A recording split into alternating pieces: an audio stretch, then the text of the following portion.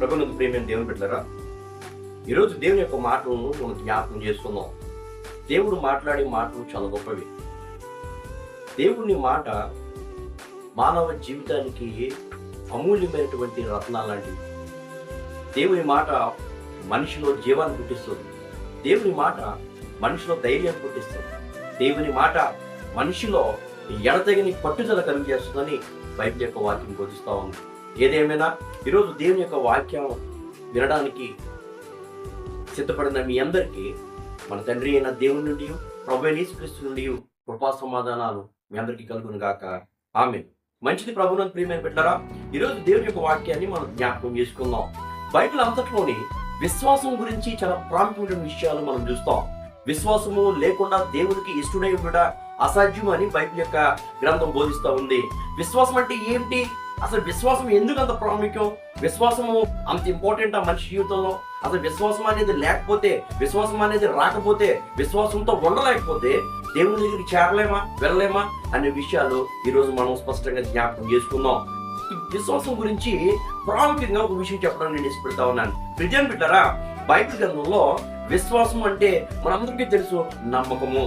ఒక వ్యక్తి మీద నమ్మకం ఉండాలి, ఒక విషయం మీద నమ్మకం ఉండాలి, ఒక ఆలోచన మీద నమ్మకం ఉండాలి. ముఖ్యంగా మన మీద మనకు నమ్మకం ఉండాలి. మనిషికి తన మీద తనకు నమ్మకం రావాలంటే తాను నమ్మినది గొప్పదై ఉండాలి, తాను నమ్మినవాడు గొప్పవాడై ఉండాలి. అదే విశ్వాసం అని బైబిల్ చెప్తా ఉంది. కొన్ని విషయాల్లో విశ్వాసం అంటే హెబ్రీ గ్రంథంలో విశ్వాసం అంటే హెబ్రూ భాషలో ఆమేన్ లేదా స్థిరము లేదా నమ్మకము అనే అర్థాలు కలిగి ఉన్నట్టు మనం చూస్తాం. ప్రియమైన బిడ్డలారా, విశ్వాసం అనగానే మనకు గుర్తొచ్చే విషయం ఏంటి అంటే అబ్రహాము విశ్వాసులకు తండ్రి అని బైబిల్ గ్రంథం చాలా స్పష్టంగా బోధిస్తా ఉంది. ఎందుకు అబ్రహాము అంత గొప్పవాడయ్యాడు? ఈ అబ్రహాం విశ్వాసం నిజంగా అంత గొప్పదా? అబ్రహాము విశ్వాసంలో అంత ప్రాముఖ్యమైన విషయాలు ఏమున్నాయి? ఎంతలా అబ్రహాం దేవుని నమ్మాడు అనే విషయాలు ఈరోజు మనం క్లుప్తంగా జ్ఞాపకం చేసుకుందాం. ప్రియదేవుని బిడ్డలారా, అబ్రహాం యొక్క విశ్వాసం ఎంత గొప్పదో చాలా స్పష్టంగా చెప్తా ఉంది బైబిల్. ప్రియదేవుని బిడ్డలారా, నిరీక్షణకు ఆధారం లేనప్పుడు అబ్రహాము దేవుని నమ్మాడు. నిరీక్షణ అంటే ఏంటి? ఏదో ఒక మేలు జరుగుతుంది, ఏదో ఒక ఉపయోగం జరుగుతుంది, ఎవరో వాళ్ళకి సహాయం చేస్తారు, ఆ వ్యక్తి దేవుడై ఉండాలి, ఆ వ్యక్తి దైవత్వమై ఉండాలి, ఆ వ్యక్తి నాకంటే గొప్పవాడై ఉండాలని అనే నమ్మకం లేని చోట ఒక నిరీక్షణ, ఎవరో ఉన్నారు, ఎవరో వస్తారు, ఎవరో విన్నారు, ఏదో చేస్తారు, అది దేవుడై ఉంటాడు అని నమ్మిన మొదటి వ్యక్తి అబ్రహాం అని బైబిల్ స్పష్టంగా చెప్తుంది. అంత మాత్రమే కాదు, తన సొంత జనాన్ని, తన సొంత ఊటిని వదిలి దేవుడు తాను చూపించబోయే దేశానికి వెళ్ళమని అబ్రహాంకి దర్శనంలో చెప్పినప్పుడు ఆయన దాన్ని తూచా తప్పకుండా పాటించడం ఎంత గొప్ప విశ్వాసం, ఎంత గొప్ప నమ్మకం. ప్రియ దేవుని పెట్టాలని జ్ఞాపకం చేసుకోండి. అంతేకాక కొండలు తట్టు కాక దేవుని వైపు అబ్రహాం చూసినట్టు బైబిల్ చెప్తా ఉంది. అందుకే బైబిల్ గ్రంథంలో ఒక మాట ఉంటుంది, కొండల తట్టు నా కళ్ళు ఎత్తుచున్నాను, నాకు సహాయం ఎక్కడి నుండి వచ్చునో. ఈరోజు కొండల వైపు చూడకూడదు. మనిషి ఏం చేస్తున్నాడంటే కొండల వైపు చూస్తున్నాడు. మన జీవితాల్లో కార్యాలు జరగాలంటే, మన జీవితాల్లో మేలు జరగాలంటే, మన జీవితాల్లో అద్భుతాలు జరగాలంటే, మన జీవితాలు మనం అనుకున్న రీతిలో కట్టబడాలంటే బిడ్డలారా, మనం కొండల తట్టు కాదు, సజీవుడైన యేసు వైపు చూడమని బైబిల్ బోధిస్తూ ఉంది. యేసు వైపు చూసిన అనేక మంది వ్యక్తులు రక్షణ పొందారు. యేసు వైపు చూసిన అనేక మంది వ్యక్తులు తమ జీవితంలో గొప్ప కార్యాలు సాధించారు. యేసు వైపు చూసినటువంటి కుటుంబాలు, యేసు వైపు చూసినటువంటి జనులు గొప్ప దీవెనలు పొందారు, గొప్పగా మార్చబడ్డారు. ప్రియదేవుని బిడ్డలారా, అబ్రహాము కొండల దగ్గర చూడలేదు. ఆ కాలంలో అనుకునేవారంట, కొండల దగ్గర చూసి దేవుడా నువ్వే మాకు దిక్కు అని అనుకునేవారంట. ఏ కొండ ఎత్తుగా ఉంటే ఆ కొండ వైపు చూసేవారంట, ఆ కొండనే దేవుడు అనుకునేవారంట. అందుకే బైబిల్ కొండల దగ్గర నాకు కళ్ళు ఎత్తుచున్నాను, నాకు సహాయం ఎక్కడి నుండి వచ్చినని కీర్తనకారుడు దావీదు తన గ్రంథాలు రాస్తాడు. ప్రియ దేవుని బిడ్డలారా, అలాంటి పరిస్థితుల్లో కూడా కొండలు కాదయా, అదిగో క్రీస్తు వైపు చూడవయ్యా అని దేవుని వైపు తిరిగినటువంటి వ్యక్తి అబ్రహాము. అంత మాత్రమే కాదు, బైబిల్ గ్రంథం అంతట్లోని అబ్రహాముని ఒక మెట్టు ఎక్కించేటువంటి సంఘటన, అబ్రహాముని విశ్వాసులకు తండ్రిగా మార్చేసినటువంటి సంఘటన, ఒక అద్భుతమైనటువంటి సంఘటన ఏంటి అంటే తనకు ఒక్కగానైన ఒక కుమారుడైనటువంటి ఇస్సాకుని దేవాది దేవునికి బలిగా అర్పించడం ఆదికాండము 21వ అధ్యాయంలో మనం స్పష్టంగా చూస్తాం. దేవుడు ఇచ్చేయమంటే ఎంత బాగా ప్రియదేవుని బిడ్డలారా, దేవుడే అడిగితే దేవుడే తీసుకుంటే ఇవ్వడం సాధ్యమేనా? ఈరోజు దేవుడి కళ్ళలోకి వచ్చి నీకు ఇష్టమైనది ఆస్తి అయినా, నీకు ఇష్టమైన కుటుంబమైనా, నీకు ఇష్టమైన ఉద్యోగమైనా, నీకు ఇష్టమైనది ఏదైనా నాకు ఇచ్చేయని అడిగేస్తే ఇవ్వడానికి ఎంతమంది సిద్ధంగా ఉన్నారు ఈ రోజున? ఇది దేవుని బిడ్డలారా, జ్ఞాపకం చేసుకోండి. మనము దేవుని ప్రేమించామని కాదు, ఆయన మనం ప్రేమించాడు కాబట్టి మన కోసం ఆయన సర్వం చేశాడు. ఈరోజు నువ్వు దేవుని మాటలు జ్ఞాపకం చేసుకున్నావా? దేవుని మాటలు జ్ఞాపకం చేసుకున్నావా? విశ్వాసము అంటే చాలా స్పష్టంగా బైబిల్ గ్రంథం ఒక మాట చెప్తా ఉంటుంది. హెబ్రీయులకు రాసినటువంటి పత్రిక 11వ అధ్యాయము 1వ వచనంలో చాలా స్పష్టంగా అపోస్తలుడైన పౌలు అక్కడ హెబ్రీయులకు రాస్తూ చెప్తాడు. ఏమిటా మాట అంటే, విశ్వాసం అన్నది నిరీక్షింపబడు వాటి యొక్క నిజ స్వరూపమును అదృశ్యమైనవి యున్నవనుటకు రుజువనై ఉన్నది. గొప్ప మాట చెప్తా ఉన్నాడు. విశ్వాసం అనేదంట నిరీక్షింపబడి వాటి యొక్క నిజస్వరూపము. మనం ఏదైతే కావాలనుకుంటామో, ఇప్పుడు ఒక బాలిక, ఒక అమ్మాయి అనుకుంటే తన వివాహం అయిన తర్వాత నాకు ఒక మంచి బిడ్డ కావాలని ఆలోచన చేస్తుంది.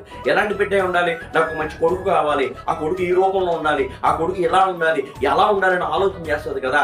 దానంతటిని బట్టి ఆమె ప్రార్థన చేస్తే, దానంతటిని బట్టి ఆమె దేవుడి దగ్గర మొర పెడితే, సజీవునటువంటి దేవుడు, ఉన్నవాడు అనుకోనటువంటి దేవుడు ఆ మొర ఆలకిస్తాడు.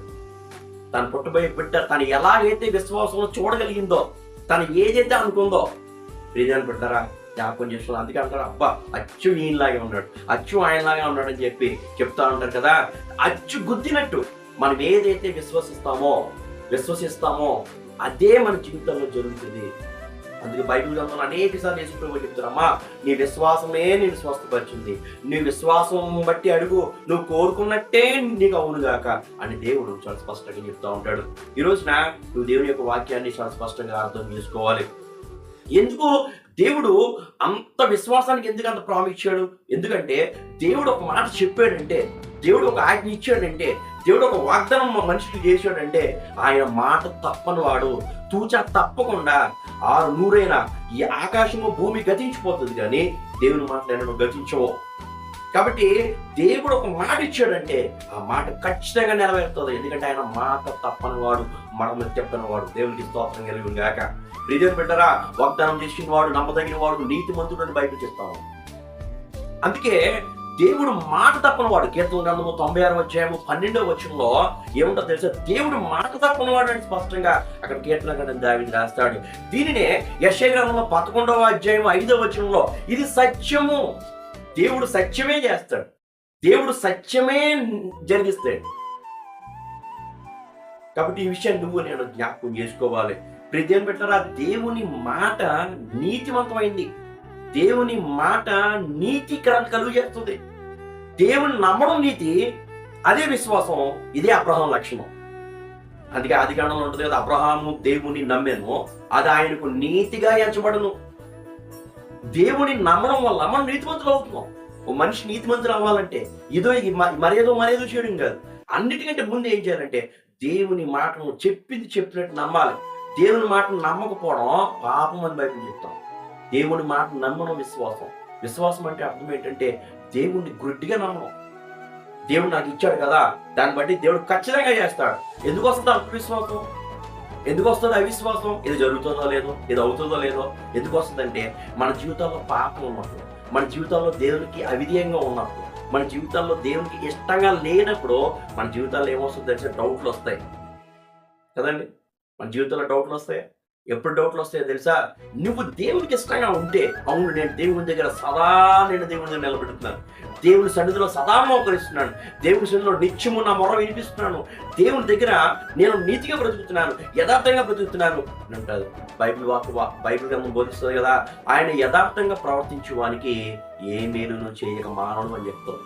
నిజం పెట్టరా, నువ్వు జ్ఞాపకం చేసుకున్నావా? అబ్రహాము ఎందుకు అంత విశ్వాసంలో తండ్రి అయ్యాడంటే, తాను దేవుని దగ్గర యథార్థంగా జీవించాడు, తాను దేవుని దగ్గర నీతిగా బ్రతికాడు. ఈ రోజున మనుషులు మనము ఏదో చేయాల్సిన అవసరం లేదు. దేవుడు చెప్పినట్టు జీవిస్తే చాలు, దేవుడు చెప్పినట్టు బ్రతికితే చాలు. నీ జీవితం అంతా సస్యశ్యామలంగా ఉంటుంది. నువ్వు నడుచు మార్గం అంతట్లో నీ దేవుడని యెహోవా నీకు తోడుగా ఉంటాడు.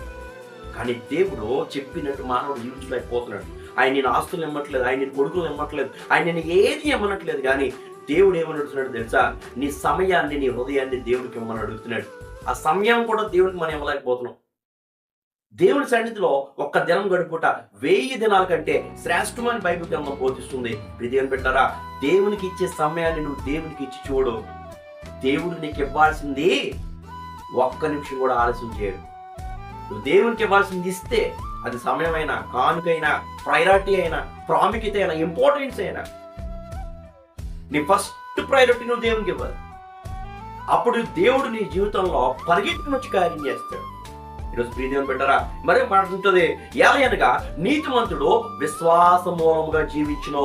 గలతీ రాసిన పత్రిక 3వ అధ్యాయము 11వ వచనంలో నీతిమంతుడు విశ్వాస మూలంగా జీవిస్తాడని బైబిల్ చెప్తుంది. చూడండి ఎంత విశ్వాసం అంటే నమ్మకం. ఏంటా నమ్మకం అంటే, నా దేవుడు నన్ను పోషిస్తాడు, నా దేవుడు నన్ను నడిపిస్తాడు, నా దేవుడు కృంగిపోయినా నన్ను లేవనెత్తాడు. ఎందుకంటే ఆయన సజీవుడు కాబట్టి, ఆయన శక్తిమంతుడు కాబట్టి, ఆయన సర్వోన్నతుడు కాబట్టి అనే ధైర్యము మనలో ఉంటుంది.